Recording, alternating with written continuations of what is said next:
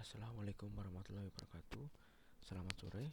Perkenalkan, nama saya Khalid Afidrus Yujayanto dengan NIM 1031 124 30012 dari kelas 12 IF03.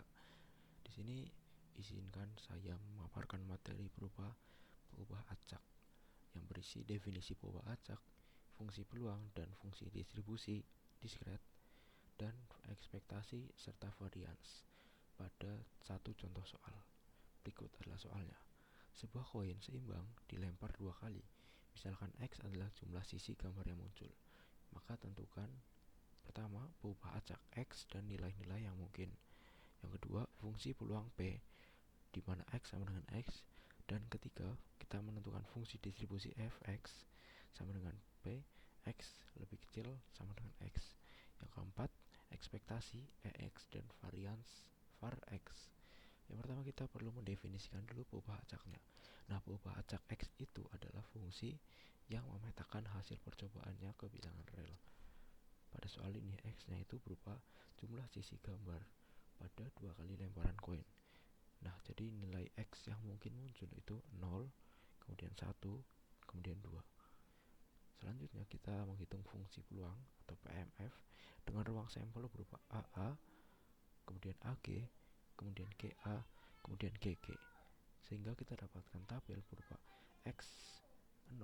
Pada X0 itu peluangnya berupa seperempat, pada X1 peluangnya 2/4, dan pada X2 peluangnya itu seperempat. Selanjutnya yang ketiga kita perlu menghitung fungsi distribusi atau CDF, di mana Fx sama dengan P, X lebih kecil sama dengan X. Jadi untuk Fx0 itu untuk X kurang dari 0. Lalu Fx seperempat itu untuk lebih kecil sama dengan 0 lebih kecil sama dengan X dan lebih kecil daripada 1. Lalu Fx nya itu 3/4 untuk 1 lebih kecil sama dengan X dan lebih kecil dari 2. Selanjutnya untuk Fx1 itu berlaku untuk X lebih besar atau sama dengan 2. Selanjutnya kita menghitung ekspektasi dan juga varians. Untuk ekspektasi dahulu kita menggunakan sigma XP di mana X sama dengan X. Lalu kita masukkan angkanya yaitu 0 dikali seperempat ditambah 1 dikali 2/4 ditambah 2 dikali seperempat sehingga menghasilkan 1.